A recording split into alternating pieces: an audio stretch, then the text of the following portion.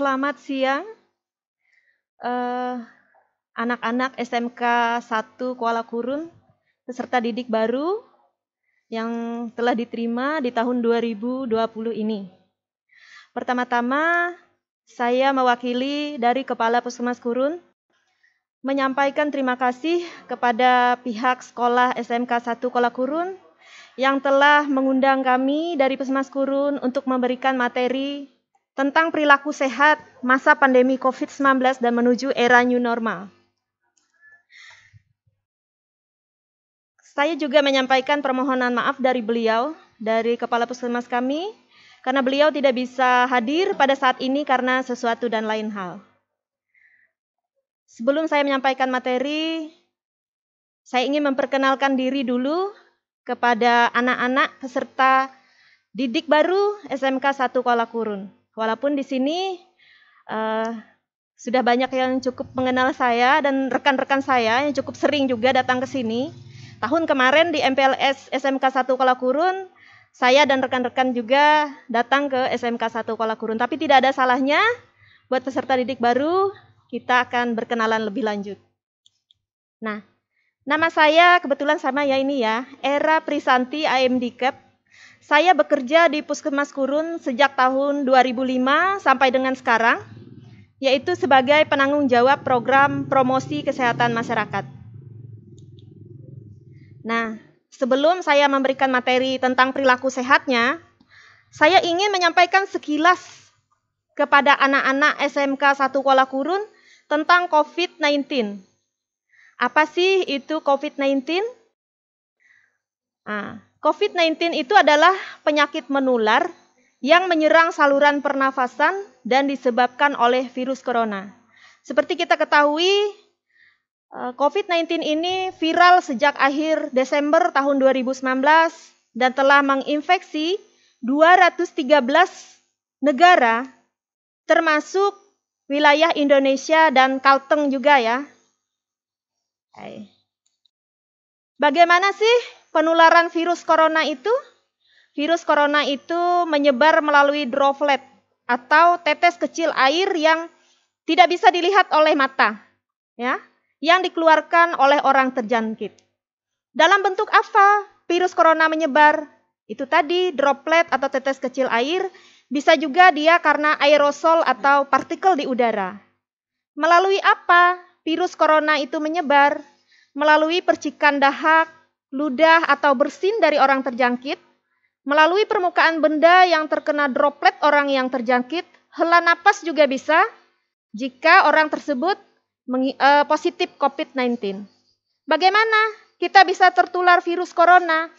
Yang pertama adalah karena droplet itu masuk ke mulut, hidung atau mata, lalu bila menyentuh benda yang terkena droplet orang terjangkit, lalu menyentuh wajah, ya, sebelum mencuci tangan, ya. Nah, ini gejala dan pencegahan COVID-19. Gejalanya seperti flu ya, anak-anak ya, yaitu demam, ada batuknya, ada sakit tenggorokannya, ada sakit kepalanya. Tapi di sini saya ingin berbagi dengan anak-anak semua, gejala yang paling sering dialami itu adalah sakit tenggorokan.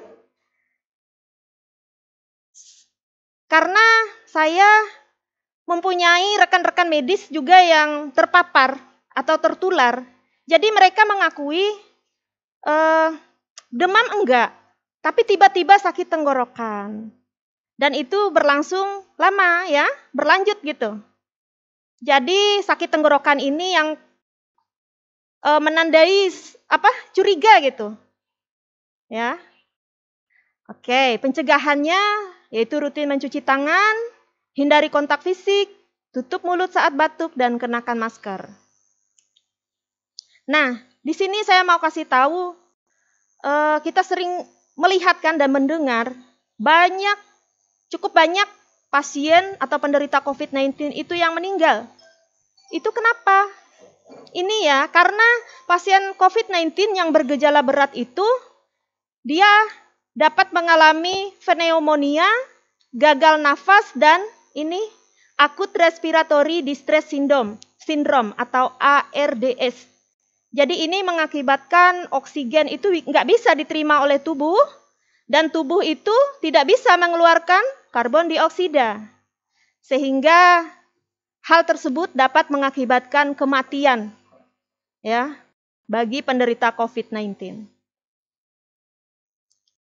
Nah, di sini kita akan melihat kembali apa sih perbedaan istilah dari wabah, epidemi, dan pandemi. Sekarang kita berada dalam pandemi COVID-19. Kalau wabah itu adalah dia merujuk pada penyebaran penyakit yang terjadi dalam skala kecil tetapi masuk kategori luar biasa. Wabah adalah peningkatan jumlah kasus yang jelas terlihat. Seperti contohnya wabah demam berdarah. Pernah terjadi di Kabupaten Gunung Mas di tahun 2018. Kabupaten Gunung Mas nomor 1 wabah demam berdarahnya. Ya. Terus ada epidemi. Epidemi itu adalah penyebaran wabah di wilayah yang lebih luas. Di kasus virus corona, dia penyebarannya dimulai dari Wuhan, Tiongkok, kemudian menyebar ke berbagai negara lain. Nah, kalau pandemi adalah status yang lebih tinggi dari epidemi, artinya penyebaran virusnya menjadi masalah internasional dan tak bisa terkendali.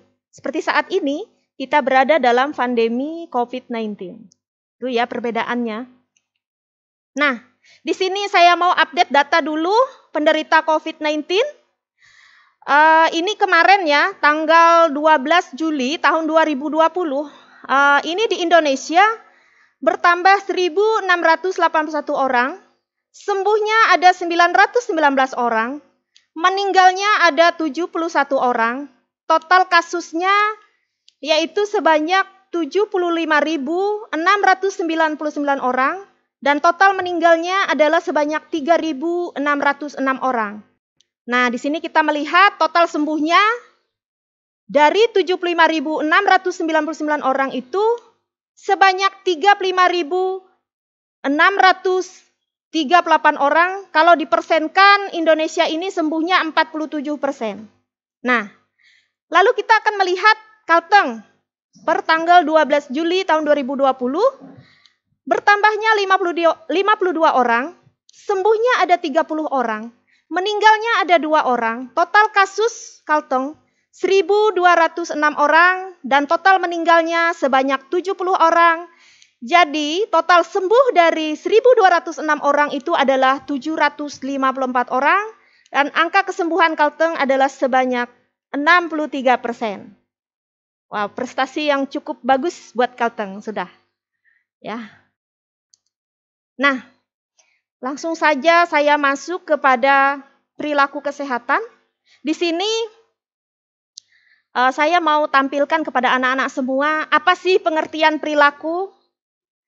Nah, itu menurut Noto Atmojo tahun 2003, perilaku itu adalah tindakan atau aktivitas dari manusia itu sendiri yang mempunyai bentangan yang sangat luas. Antara lain berjalan, berbicara, menangis, tertawa, bekerja, kuliah, dan lain sebagainya. Jadi, disimpulkan, perilaku manusia itu adalah semua kegiatan atau aktivitas manusia, baik yang diamati langsung maupun yang tidak dapat diamati oleh pihak luar. Nah, di sini, perilaku kesehatan menurut Noto Atmojo juga adalah tindakan yang dilakukan individu untuk meningkatkan atau mempertahankan kondisi kesehatan mereka. Jadi, perilaku kesehatan adalah respon seseorang terhadap stimulus atau objek yang berkaitan dengan sehat sakit, penyakit, faktor-faktor yang mempengaruhi sehat sakit seperti lingkungan, makanan, minuman, dan pelayanan kesehatan. Jadi pertanyaannya, bagaimana perilaku kesehatan kita menyikapi pandemi COVID-19? Nah, itu ya perilaku kesehatannya. Nah, di sini saya langsung saja masuk kepada gaya hidup sehat yang bisa diterapkan di tengah pandemi COVID-19. Ada makan buah dan sayur, serta minum 8 gelas air setiap hari, lalu melakukan aktivitas fisik dan olahraga secara rutin, istirahat yang cukup, pola pikir yang positif, dan ini ya ada stop merokok katanya di sini ya. Ya. Saya rasa kalau gaya hidup sehat ini sebelum pandemi COVID-19 pun ini sudah menjadi lifestyle ya, harus ya.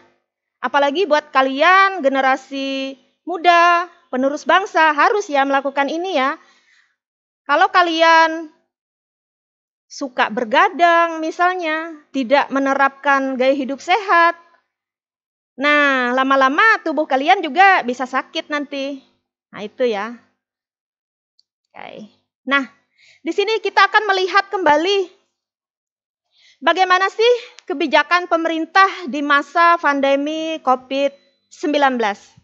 Yang pertama, pada pertengahan bulan Maret tahun 2020, Presiden Republik Indonesia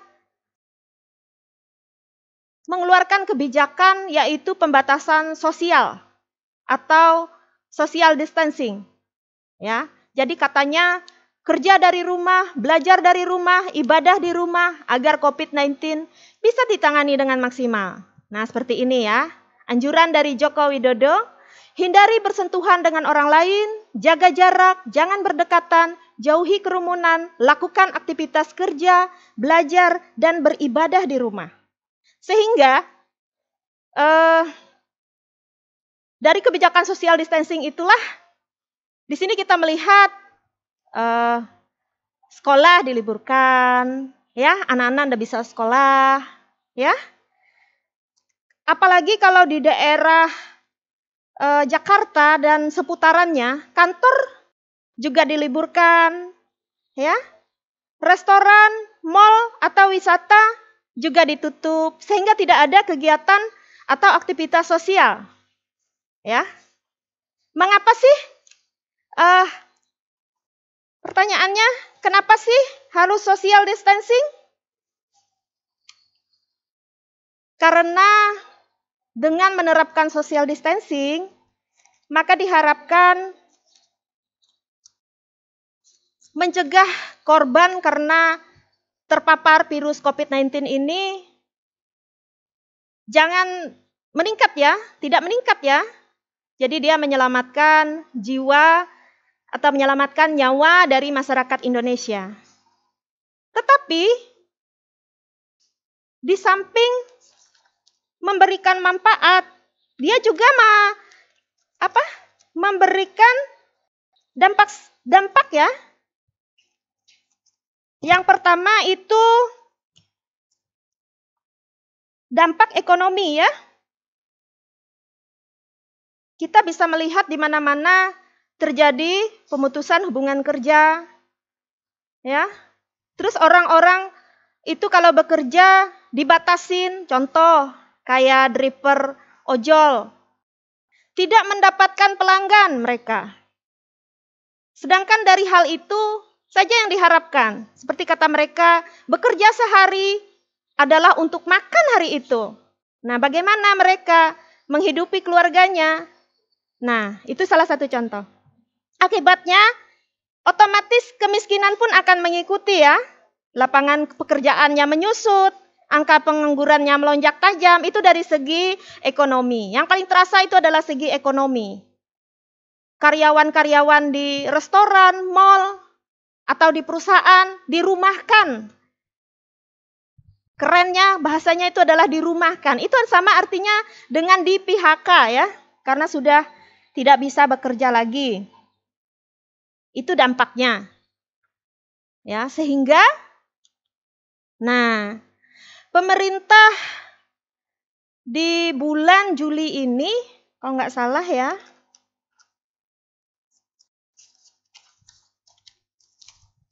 mulai memikirkan untuk menerapkan aturan atau tatanan yang disebut, yang sering familiar kita dengar ya, disebut dengan new normal. Nah ini ya, Presiden kita Republik Indonesia, new normal itu adalah menjalankan aktivitas normal dengan menerapkan protokol kesehatan pencegahan penularan COVID-19 diantaranya menjaga jarak aman 1-2 meter, menggunakan masker, pengecekan suhu tubuh, menyiapkan tempat cuci tangan atau hand sanitizer di tempat umum, membatasi jumlah kapasitas pengunjung di sarana umum. Nah, itu ya. Apa sih alasan dari pemerintah Republik Indonesia menerapkan new normal ini? Mengapa harus new normal? Nah, kalau sebelum pandemi COVID-19 ini, kalau saya memberikan materi, saya lebih senang ada muridnya ya. Tapi kali ini terasa agak berbeda, karena saya bisa langsung tanya jawab dengan anak-anak peserta didik baru. Tapi enggak apa-apa, di sini kalau saya bertanya akan saya jawab sendiri. Mengapa harus new normal? Yang pertama, karena pandemi COVID-19 ini sungguh benar-benar luar biasa dan sangat cepat penularannya sehingga memaksa pemerintah untuk menempuh kebijakan. Yang pertama tadi ya, seperti social distancing. Itu yang pertama.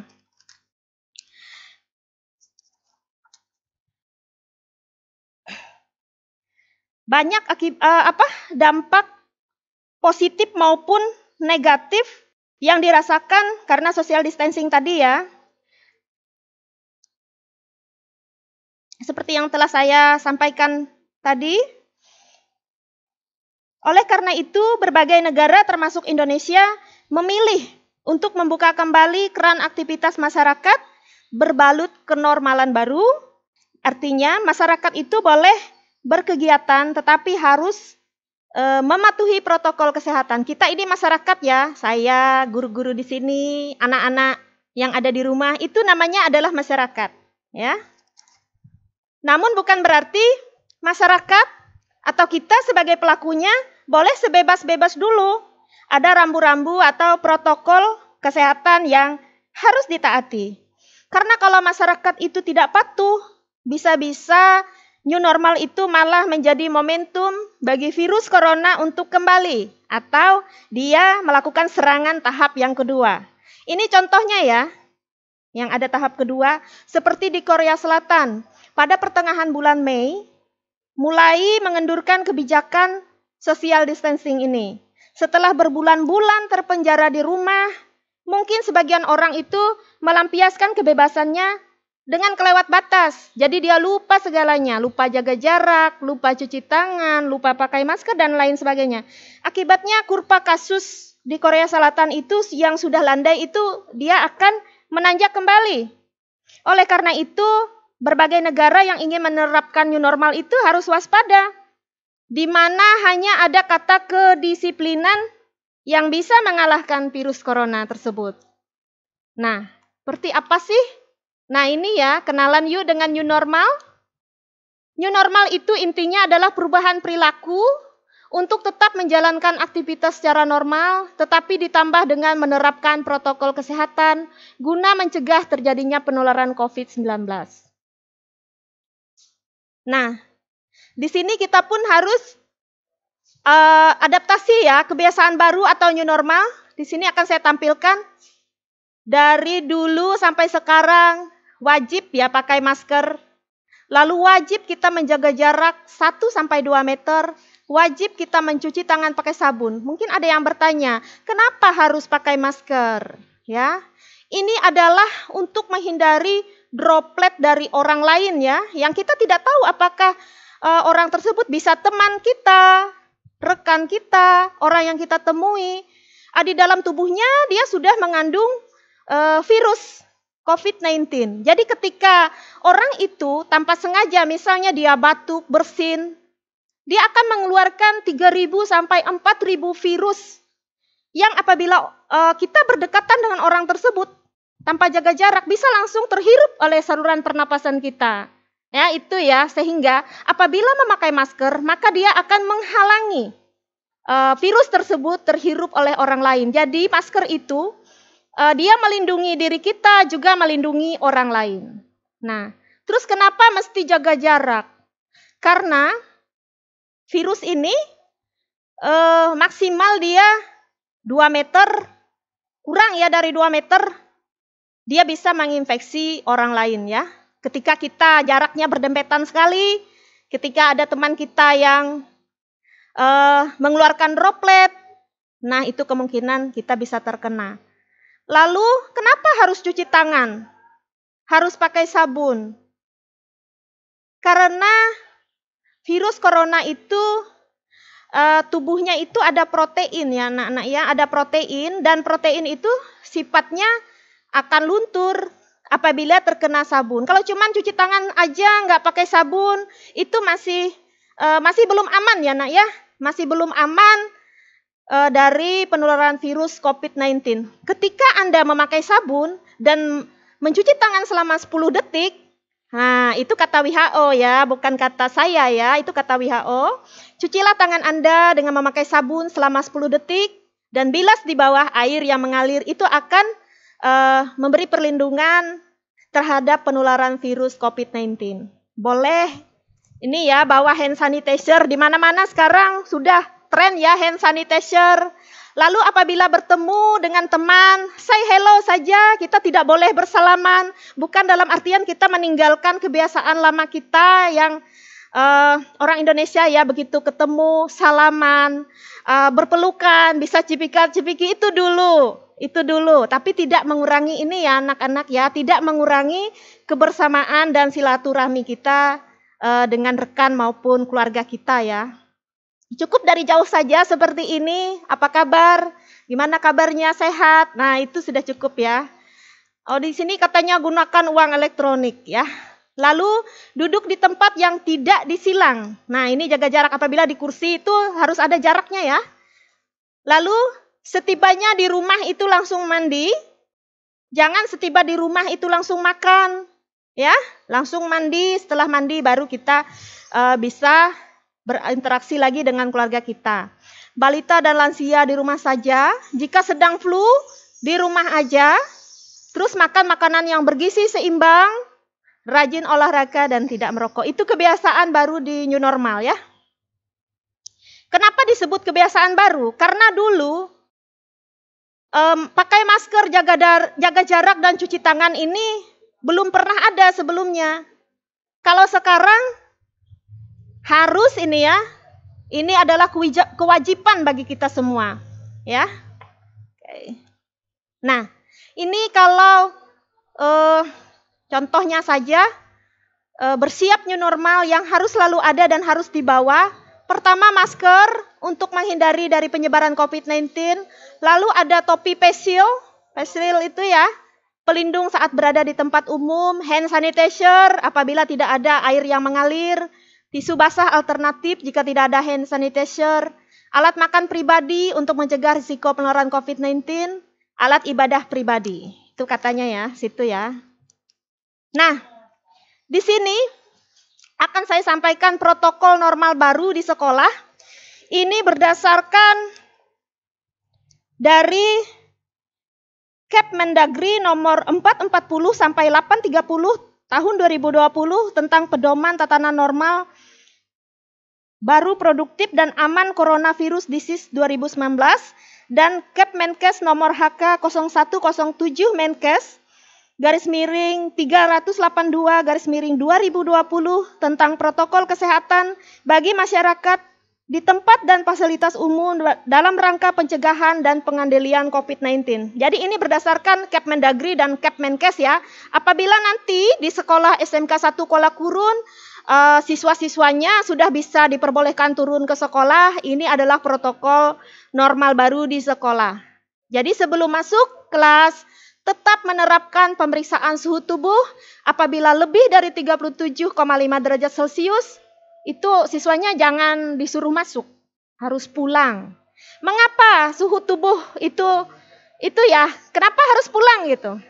Karena ketika melewati suhu 37,5, misalnya dia tuh 37,8, itu artinya menandakan tubuhnya ada bereaksi ya, bereaksi.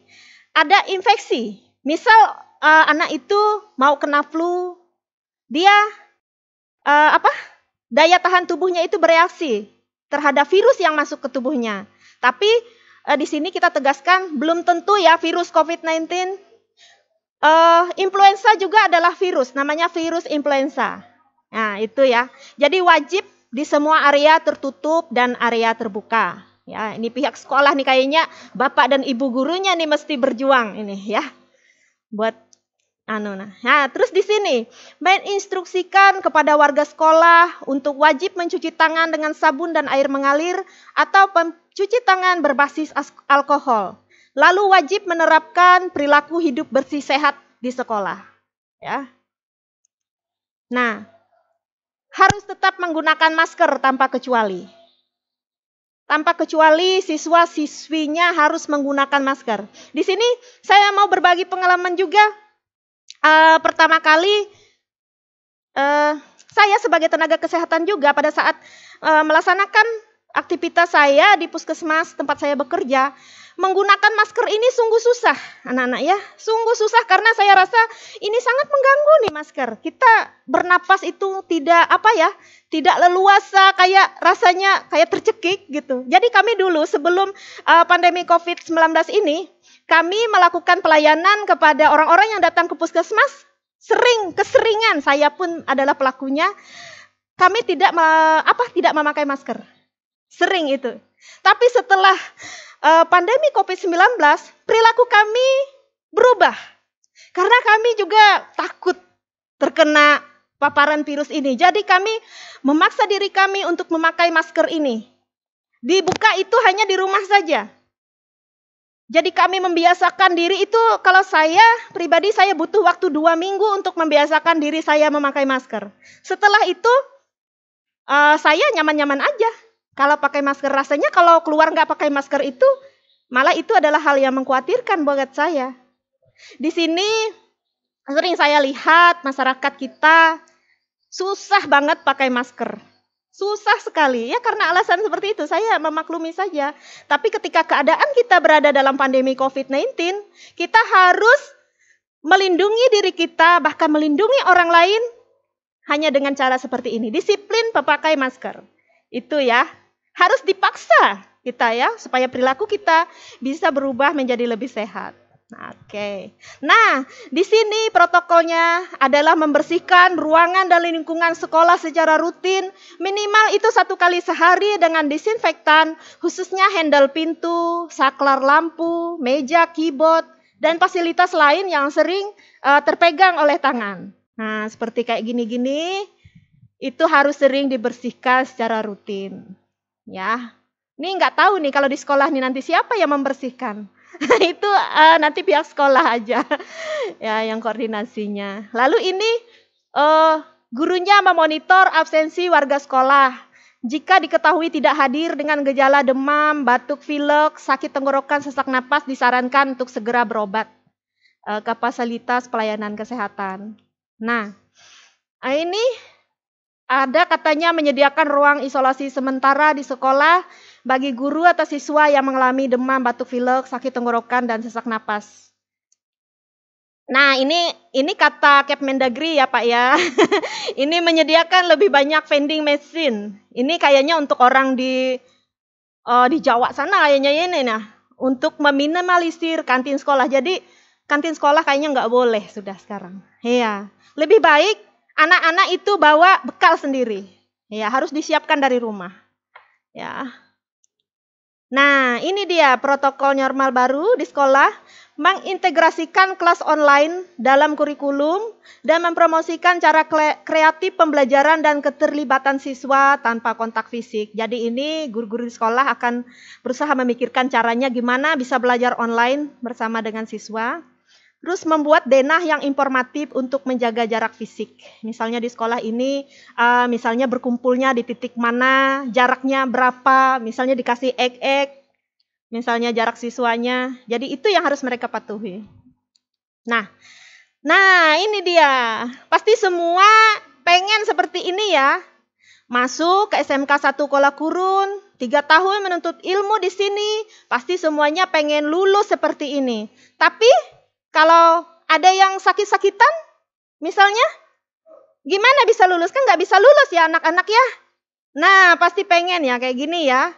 Saya juga dulu waktu saya sekolah, waktu saya kuliah, saya ingin sekali seperti ini. Dan begitu saya bisa dalam kondisi seperti ini, waduh itu bangganya luar biasa. Kayak lepas sudah kayaknya paku dari kepala kita ya. Sudah, itu ya. Oke, jadi di sini pesannya yang pertama, patuhi protokol kesehatan di sekolah dengan penuh kedisiplinan. Lalu jadikan itu suatu kebiasaan dan terapkan perilaku sehat. Jangan lupa belajar dengan sungguh-sungguh, berdoa kepada Tuhan Yang Maha Esa sehingga anak-anak semua bisa sukses dan selalu sehat. Ya, itu pesan dari kami ya. Nah, terima kasih atas perhatiannya. Ini materi yang bisa saya sampaikan. Apa pertanyaannya tuh? Ya, di sini ada pertanyaan, Bu. Sosial. Tentang sosial. distancing itu apa? Oh, iya. Pertanyaannya. Iya. Silakan bisa Bu Eni jawab pertanyaan siswa dari 10. Ya. 40. Ya. Jadi saya akan langsung jawab ya. Itu adalah social distancing atau pembatasan sosial. Jadi pembatasan sosial itu diterapkan pemerintah Republik Indonesia di pertengahan bulan Maret tahun 2020 karena kasus di Indonesia itu sangat tinggi ya. Jadi kebijakannya itu adalah belajar, bekerja, beribadah, semua dilakukan dari rumah. Ya, itu ya anak-anak ya. Makanya kalian tidak ada yang turun sekolah waktu itu ya. Tidak ada yang turun sekolah sampai sekarang pun anak-anak itu belum turun ya, Bapak Ibu guru ya, belum turun ya. Itu adalah merupakan kebijakan dari pemerintah Republik Indonesia. Mengapa social distancing pada waktu itu? Karena social distancing itu menghindari kasus meningkat lebih tinggi lagi dan menghindari korban jiwa jatuh lebih banyak. Karena penularannya sangat cepat waktu itu, ya. Sehingga betul-betul bekerja dari rumah, work from home. Kalau di Kabupaten Gunung Mas belum terlalu terasa ya. Kalau di Jakarta dan seputarannya, benar-benar pegawai negeri itu mereka harus diliburkan kantornya. Kalau kita masih bekerja, kalau kita di sini waktu itu di bulan Maret kita masih belum ada kasus ya Pak ya, Kalteng. Bahkan Gunung Mas masih belum waktu itu. Iya, itu ya, anak-anak ya. Jadi social distancing itu selain menyelamatkan banyak jiwa, dia memberi dampak negatif terutama bagi ekonomi. Itu dampak negatifnya, terutama bagi ekonomi. Makanya sering kita mendengar kayak abang-abang ojol, orang yang jualan-jualan asongan. Mereka bilang, kalau pegawai negeri itu enak. Mereka dapat gaji setiap bulan. Kalau kami dapatnya dari mana kalau kami tidak bekerja? Nah itu waktu social distancing ya. Dan itu memang betul. Terjadi kontraksi ekonomi. Kontraksi ekonomi itu digambarkan seperti lapangan kerjanya menyusut, pengangguran itu melonjak tajam, otomatis kemiskinan itu meningkat. Itu akibat dari social distancing. Ya. Ada lagi pertanyaannya? Ya, pertanyaan berikutnya, apa hal yang harus dilakukan anak-anak ketika di rumah? Biar enggak. Agar tidak stres, atau olahraga apa yang cocok dilakukan di rumah? Yang baik dan benar. Ya. Yang dilakukan oleh peserta didik. Oke, bagus pertanyaannya ya. Stres itu tidak bisa kita hindari ya karena pandemi COVID-19. Saya pun sebagai tenaga kesehatan sempat stres. Ketika di sini saya mau kasih tahu aja, rekan saya ada terpapar ini. Sebelum rekan saya terpapar, kami itu tetap santai saja, Pak. Tetap santai saja ya anak-anak ya, melaksanakan pelayanan kesehatan. Tapi ketika ada benar betul di depan mata terjadi rekan kami ada terpapar, gimana ya, stres itu nggak bisa saya hindari. Saya itu stres sekali. Ketakutan yang luar biasa susah saya itu ya. Sehingga saya ini kan punya ada alergian. Langsung saya itu kambuh. Alergi saya itu namanya biduran, kalau bahasa sini dirap namanya. Kambuh itu karena faktor stres. Jadi stres itu hampir tidak bisa kita hindari pada saat pandemi COVID-19. Di sini tips dari saya, karena saya pun sudah melewati masa-masa stres itu. Anak-anak tetap tenang. Jangan panik. Ya. Tetapi bukan berarti tanpa usaha, ya anak-anak ya. Kalian harus jaga diri kalian dengan cara seperti itu tadi. Pakai masker, jaga jarak, cuci tangan, makan makanan yang bergizi. Ya. Itu ya kalau untuk faktor stres. Itu kita harus mengendalikan dari diri kita sendiri. Ya, kita tidak bisa mengharapkan orang lain mengendalikan stres kita karena setiap manusia ini berpotensi untuk mengalami stres. Stres karena pekerjaan, stres karena mau masuk sekolah, stres karena pandemi COVID ini nggak berakhir-akhir. Gimana mau ini, mau itu. Wah, nggak bisa ya. Tapi di sini yang mau saya tekankan, jangan panik anak-anak. Kalau kamu panik, imunitas tubuh Anda akan turun. Seperti yang telah saya alami, saya sangat panik. Ketika rekan saya ada yang terpapar, saya sangat takut. Akibatnya, itulah saya mengalami alergi. Itu dipicu oleh faktor stres. Jadi itu ya, tetap santai aja. Berpikir positif, jangan panik, tetap tenang. Lalu olahraga apa? Nah, di literatur yang saya baca, bagusnya itu dilakukan di dalam rumah aja.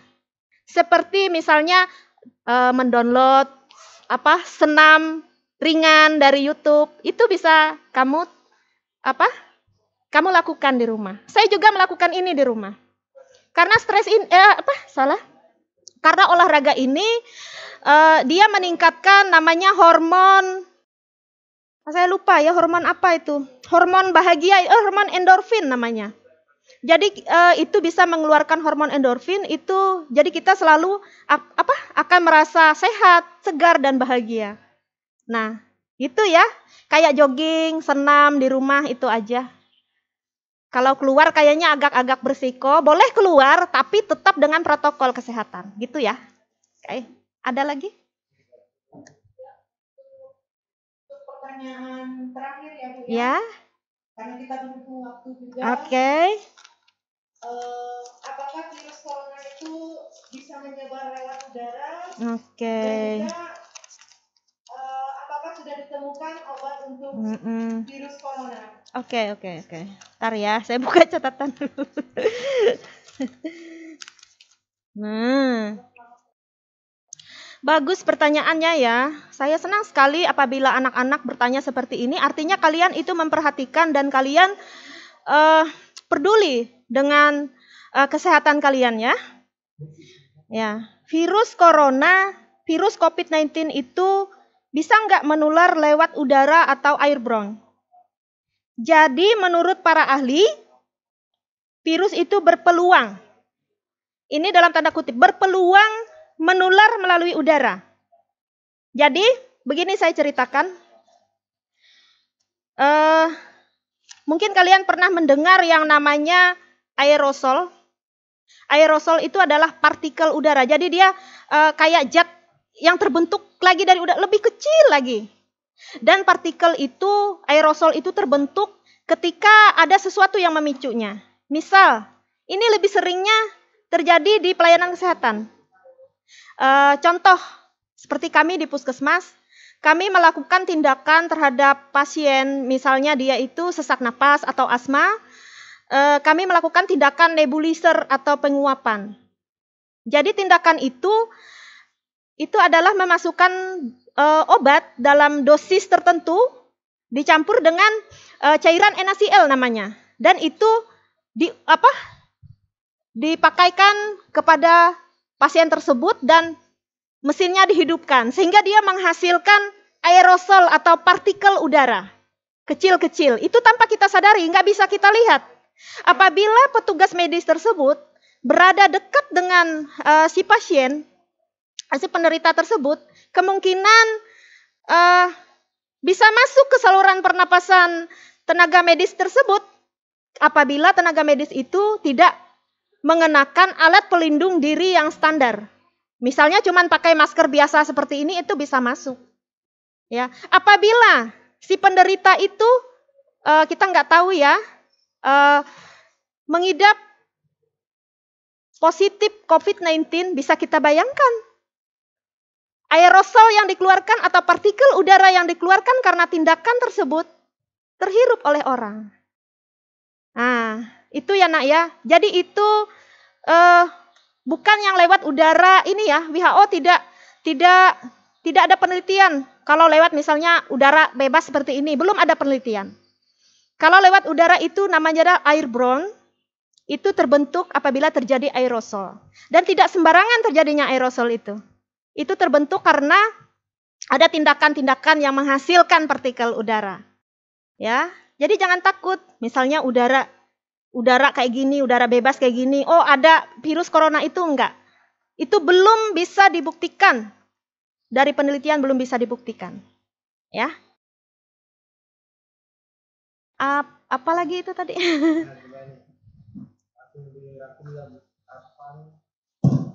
Oke, itu saja.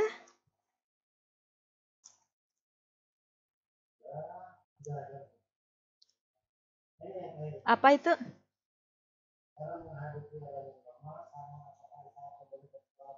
Harus di swab.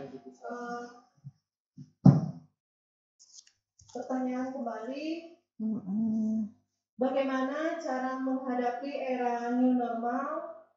Kemudian apabila nantinya peserta didik kembali ke sekolah, apakah peserta didik itu harus menjalani uji swab seperti yang ada di beritakan di televisi? Ya. Oke. Ya. Saya ingin menjawab dulu. Gini ya, saya ingin meluruskan pengertian anak-anak ya. Biasanya kalau tes swab ini spesial untuk tenaga medis. Ya, tes swab ini untuk tenaga medis. Terus untuk orang yang ingin melakukan perjalanan, misalnya ke Jawa atau ke luar negeri, yang mereka memerlukan naik pesawat. Biasanya ya. Jujur saya belum pernah dengar kalau untuk siswa sekolah harus ada tes swab. Karena yang saya tahu tes swab ini sangat mahal, Pak. Ya, sangat mahal. Kalau rapid test mungkin bisa terjangkau. Tapi biasanya itu harus ada rekomendasi khusus. Kenapa orang itu di rapid test? Contoh seperti kami, petugas kesehatan di Puskesmas Kurun. Kemarin kami semua wajib menjalani rapid test. Jadi ketika ditemukan ada rekan kami yang rapid testnya reaktif atau positif, dia akan harus tes swab lagi. Ketika yang negatif itu, dia akan tes rapid test, dia akan menjalani rapid test itu 1 minggu setelah menjalani rapid test yang pertama. Kalau yang positif, dia naik menjadi dilakukannya tes swab. Nah, dari situ diketahui apakah itu positif atau negatif. Nah, seperti itu. Di sini saya mau kasih contoh. Kemarin,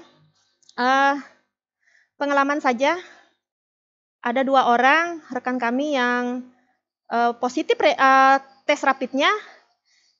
Terus ditambah lagi ada 5 orang, waktu itu 7 orang rekan-rekan kami yang positif.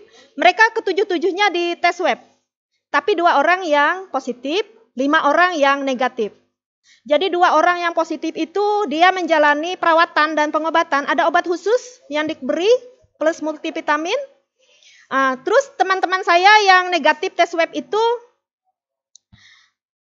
mereka menjalani tes swab untuk memastikan mereka tetap negatif itu 2 kali. Dan itu jujur, itu enggak dari kocek mereka sendiri, itu dari pemerintah daerah yang bayar. Karena sangat mahal, Pak. Jadi kalau untuk siswa-siswi saya belum pernah dengar. Yang pasti pada saat turun sekolah, apabila kamu merasa kurang sehat, hubungi gurunya, kasih tahu gejalanya apa, dan ketika gurunya tahu anak ini bergejala flu, boleh berobat ke fasilitas kesehatan.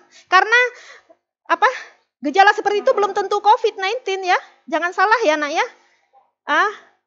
Itu bisa gejala flu. Karena dari dulu ya, seperti itu ya.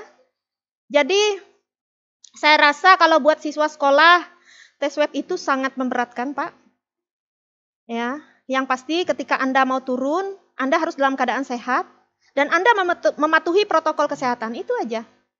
Kalau tes swab itu mungkin dikoordinasikan lebih lanjut untuk kepentingan tertentu.